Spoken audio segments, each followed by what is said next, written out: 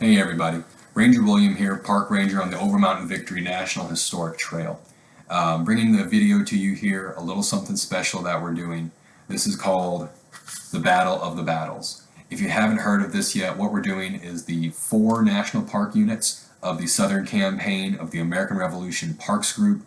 One ranger from each park is discussing or answering the same question: what is the most significant battle of the backcountry? Now, one caveat to this, in the videos that you see coming out from us, we're not allowed to advocate for our 4 sites. So as you see these answers come from us, we are not going to be answering with Cowpens National Battlefield, Kings Mountain National Military Park, 96 National Historic Site, or the Overmountain Victory National Historic Trail. All of our choices have to be something else. If you haven't caught the first episode of this series, head over to Kings Mountain National Military Park's Facebook page. Ranger Leah over there did a great job yesterday arguing for Musgrove's Mill as being the most significant action. Tune in tomorrow to Cowpens National Battlefield. Ranger Roland over there is going to be arguing for Blackstock's Plantation. And then Tuesday, Ranger Adrian at 96 National Historic Site is going to be arguing for the Battle of Great Canebrake. But today, what you're going to hear from me is this episode 2. My answer is the Battle of Black Hole, also known as the Battle of Waya Gap, and this is going to be part of the Cherokee campaign of 1776. At first, I was just going to answer as the entire Cherokee campaign, but then I thought it was a little unfair that the other Rangers only had one battle, and I was going to argue for a whole campaign, so I narrowed it down a little bit. But we are going to discuss the campaign. That's kind of a lead-up for this battle. What's happening here in the summer and fall of 1776 is that you have a massive cooperation going on between the 4 southern patriot colonies. You are looking at Georgia, the 2 Carolinas, and Virginia launching 4 separate but coordinated expeditions against the Cherokee Nation. Now, the Cherokee are going to be located to the west of the colonies in the southern Appalachian Mountains, the Blue Ridge, the Smokies, going from northern Georgia up through what's now northwest South Carolina, western North Carolina, to the edge of Virginia, and down into east and central Tennessee. Now, the Cherokee are a British allied Indian nation. There's a small group of them that want to actively seek war against the Patriots, and with the urging of loyalist refugees and several other Indian nations, they attack the frontiers of the colonies in the summer of 1776. The same time the Declaration of Independence is being signed, the southern frontier is being lit on fire. And the response from the southern colonies is going to be massive. What you see happening here are these 4 timed expeditions. Georgia sends a couple hundred guys in July of 1776. The next summer, South Carolina sending 1,100 men, North Carolina in September, 2,500 men, and Virginia in November, 1,800. So what you're seeing happen as you go along the border, south to north, these timed expeditions are supposed to not only be hitting different groups of Cherokee towns, different clusters of towns, but also they're trying to attack the refugees. When these expeditions go after the Cherokee, they're not just looking for warriors, but they're trying to cripple the ability of the nation to not only make war, but to survive. They're going to be targeting homes, material, orchards, crops, food stores. They're going to be doing everything they can to make sure the Cherokee will no longer attack the Patriot frontier. When you read some of the letters from the governors, some of the letters, the directions to these generals, it's really horrifying the kind of racial, genocidal tone they take on ideas of how to cripple the Cherokee Nation. It's a really horrible part of our history, but very pivotal in understanding the 18th century, the Revolutionary War, and the Southern backcountry. So in the context of these campaigns going on, my vote was the Battle of Black Hole. Now, I've been fortunate enough to actually set foot on this battlefield. And what you have just west of Franklin, North Carolina, is Waya Creek starts winding through this beautiful little creek bottom and heads into the Nantahala Mountains. This grassy area here in between these 2 little spur ridges, the grassy area is not very wide. I would say less than 1 mile, and the deeper you go, the closer you get to the where the creek exits the mountains, it just narrows in, very gradual, but the next thing you know, you are right there at a mountain and you're not able to move anywhere. There's a little small trail following the creek further up into the mountainside, but if you're trying to move a significant body of men, there's going to be no possibilities here. Now, there's a description by one of the participants here at the battle, a man named Captain Ross. He says, "The road we marched led us into a long valley, or rather a hollow, surrounded by mountains on all sides, except only the entrance. This place goes by the name of Black Hole, and well it deserves that title." So what you have happening here is a South Carolina army, the 1,100 men led by Andrew Williamson. They've defeated the Cherokee in South Carolina. They're now coming up into North Carolina to try and link up with the North Carolina expedition led by General Griffith Rutherford. Now when they get up here to just what's now Franklin, North Carolina, they find the baggage guard of the North Carolina expedition, but they can't find the army. A few things have happened.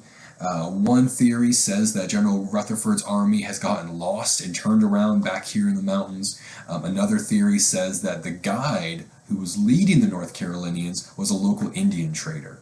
And he actually had a Cherokee wife and children hiding out in the next Cherokee town, and he was purposefully misleading the North Carolinians to buy time for his family to flee. That's quite possible. A few accounts back that up. But when the South Carolinians arrive, they find the baggage guard, they don't find the army, they go off to link up with them, and they use the main road, which goes right through this creek bottom, through Waya Gap.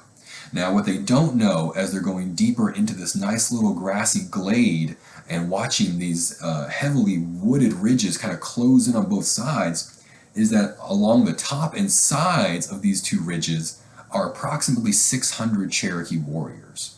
This is a massive ambush planned by the Cherokee to try and stop the Patriot Army. Now, they were hoping to stop the North Carolinians, but when the North Carolinians got lost, they actually avoided going into this trap. So now that the South Carolinians are here trying to join up with them, they're walking right into the ambush. Now, this is a tried and true Cherokee tactic. In fact, just several miles from this gap is another location called Ochoee, or Ochoee Pass, where the Cherokee ambushed two different British armies back in the Anglo-Cherokee War in 1760 and 1761. One time it worked, the other time it didn't. But this tactic of finding a nice narrow gap and waiting until your enemy's army gets trapped inside and then attacking, it's a tried and true military maneuver. This kind of situation is called a funnel or a choke point, where you're going to have a larger enemy. Their numbers are going to be made useless by forcing them all into a small area. You see this used all throughout military history. Now, the forces involved, about 1,100 Patriots are going to be coming into this valley. However, the Cherokee numbers are a guess, an estimation. You have several different accounts here. A lot of other historians are saying somewhere near up to 500-600 warriors. With the Cherokee here in the 18th century, they don't yet have a written language. So there's not a lot of Cherokee sources that we have to give us a number. The most that we have are oral histories or traditions passed down through the generations. We have guesses and estimates from the white officers that were fighting against the Indian nation. And then what you also have is, after the battle, we'll see, talking about how much stuff they find. We'll see that in a second. But once they get into this grassy area, what's going to happen is the ambush gets sprung too early. The Cherokee are waiting on those wooded hillsides. They're waiting for the army to get fully into the grassy area, in towards that gap, and then at the signal of a rifle shot, they're going to attack. However, what happens is one of the South Carolina scouts up ahead, he sees a Cherokee warrior and fires on him.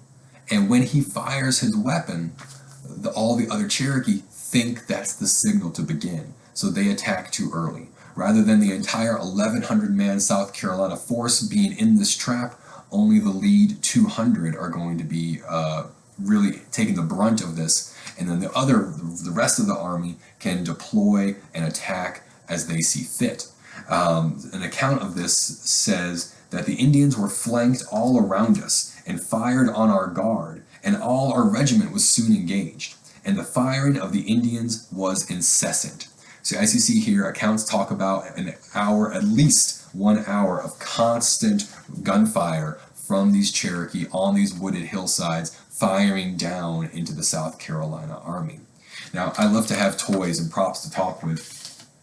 When we're talking about the Cherokee attacking and ambushing, there may have been a few bows and arrows used. None of the accounts mention it, but what you're going to see as the main military weapon for the Cherokee is going to be firearms, civilian-style hunting guns, both called trade guns, fowlers that have smooth barrels, but also you have rifles, where inside the barrel you have those spiraling grooves cut into the metal that makes that bullet spin as it comes out, giving it much greater accuracy. Now, the Cherokee, being a southeastern woodland tribe, they're going to be deer hunting for their main economy. The deerskin trade is a huge thing for them. So all of their hunters, now warriors, are going to be using those hunting weapons, the accuracy that they've developed hunting deer. They're now using this against those South Carolinians down there in that valley. Now, just because you see modern weapons being used does not mean you've lost the traditional weapons. In fact, two men, John Goynton, and let me check my notes real quick. John Goynton and, Guyton and John Scent Spears are both recorded as receiving injuries from a spear. So traditional weapons, tomahawks, clubs, spears, are still being used by these warriors here at the Battle of Black Hole. And so there is hand-to-hand combat going on. In fact, the other participants, that's how they say they escaped the ambush. That they're being fired on from all sides. There's no way that they can return that fire. One man named Samuel Watson, he says that we pretty soon cleared them off their mountain, for there was no other way to conquer them than the method we took, which was to run right upon them as fast as we could run, for it would have been next to vanity to stand and fight them. So again, when you're looking at the description of the valley leading into Wyatt Gap, the description of Black Hole, you have these very steep, heavily wooded hillsides providing not only cover from the tree trunks, but concealment from the branches and leaves. This is taking place September 19th, 1776, so the leaves aren't fallen yet. And these Cherokee, from this cover and concealment, are firing down onto an enemy in an open grassy glade. So it's a perfect situation for the Cherokee, very difficult for the South Carolinians to defend. Now, one way that they do effectively fire back is they have swivel cannons with them. The South Carolinians are carrying possibly up to a dozen of these small, about yard-long cannons, and they're going to take these, carry them on pack horses, take them off the horses, and set them up on some kind of stand or a hollow log, and fire handfuls of grape shot and buckshot, just spraying it up into the mountains like a giant shotgun. That is going to be one of their most effective ways to try and keep these Cherokee sharpshooters back.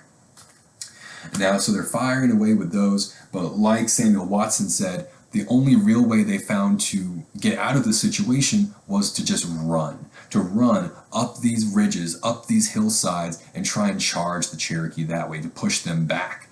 So you see the hand-to-hand combat happening here, bayonets, tomahawks, spears, a lot of wounds getting recorded here. So after this 1 hour of incessant fighting, the South Carolina Patriots, they push up these ridges, they clear out the ambush, and they finally made it through the ambush at Black Hole. Now, the casualties that they leave with here aren't terribly high considering the numbers involved. Only 13 Patriots are recorded as being killed in action, 19 more are wounded. The Cherokee, they only find 6 killed Cherokee warriors after the battle. Now, there's question marks here, because just because they found 6 warriors does not mean that only 6 were killed. In other accounts of Cherokee combat, you always see references to the Cherokee carrying away their casualties. They're going to try and hide their numbers, try and hide how many warriors were involved, how successful the enemy was, and they're going to be taking their wounded and dead with them. So we don't know exactly how many Cherokee lost their lives here at this battle, but again, the accounts say possibly up to 500 or 600 were involved in this fight. Now, the Patriot killed, an interesting point here is that they know that they can't carry these guys with them on the rest of the campaign. They're not going to stop and send their bodies back home to their loved ones. They're going to bury them right there on the battlefield. But to keep them from being found by the enemy, they're actually going to bury them in a swamp and then build a road or a causeway over top of that swampy grave, hiding any sign of where they were buried. So it's a little interesting part there. Now, the reason I think this is significant is this is the only time in the North Carolina Cherokee fighting that you have a large significant battle. Because the Cherokee lost this, because the South Carolinians kept pushing on into the Cherokee Nation, they did link up with North Carolina's army. The Virginia expedition went on as planned, and by the end of it, you end up with 52 Cherokee towns being totally burned to the ground. An estimated 50,000 bushels of corn, 15,000 bushels of potatoes being destroyed, not counting the thousands of acres of orchards. Again, the goal here of the Patriots is not just the Cherokee war ability, but to cripple them as a people, and they're very successful with that. There's one record we have that 1,400 refugees actually walk from eastern Tennessee all the way down to the British fort in Pensacola in West Florida, trying to seek shelter, food, and aid down there. And because of the lack of written sources, we may never know how many Cherokee died. Both warriors, but also women, children, the elderly. This is happening right here in the harvest time, late summer, early fall, and then the Virginians attack in November, going right into winter, not giving them a chance to rest or recover. And you're seeing an untold number of Cherokee deaths because of this. So if this battle had gone differently, if the Cherokee had succeeded at holding the ambush, waited until the entire South Carolina army was inside that valley and then attacking, if they had destroyed that South Carolina army, how would things have been different? The South Carolina force would have been destroyed, the North Carolina army possibly lost in the mountains. The best case scenario, led by a man sympathetic to the Cherokee, these warriors could have turned their attention on that other expedition, knocked them out. And it's not just looking at the defense of their towns, but if these expeditions were defeated, this is going to change the course of the entire American Revolution.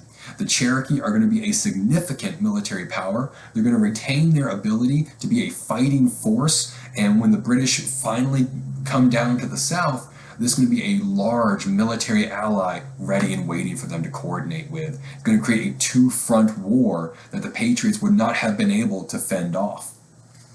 And when you look at the rosters of those involved, if you lost that South Carolina expedition, if you had seen the entire force wiped out, you're going to lose these officers. You're going to lose men like Andrew Pickens, Thomas Sumter, Andrew Williamson, Edward Lacey. In fact, on the expedition, it's Edward Lacey, later of Kings Mountain fame. He is given the honor of reading the Declaration of Independence to the South Carolina Army, which are also going to lose men like Thomas Brandon, John Thomas. Both the senior and junior are here in the Battle of Black Hole, as is Leroy Hammond. So a lot of South Carolina leaders that are going to go on and help fight the British. If you take them out of the history book, how does that change the story of the Southern campaign? And same with the other locations, other leaders as well. If North Carolina's army had been the next one to get picked off, you're losing the McDowell brothers, Charles and Joseph. Not only are they on the North Carolina expedition, but prior to this expedition, back in the summer, there's an account of them being forded up, hiding inside a fortified cabin with about 120 or so women and children, and only 9 men to defend the entire group.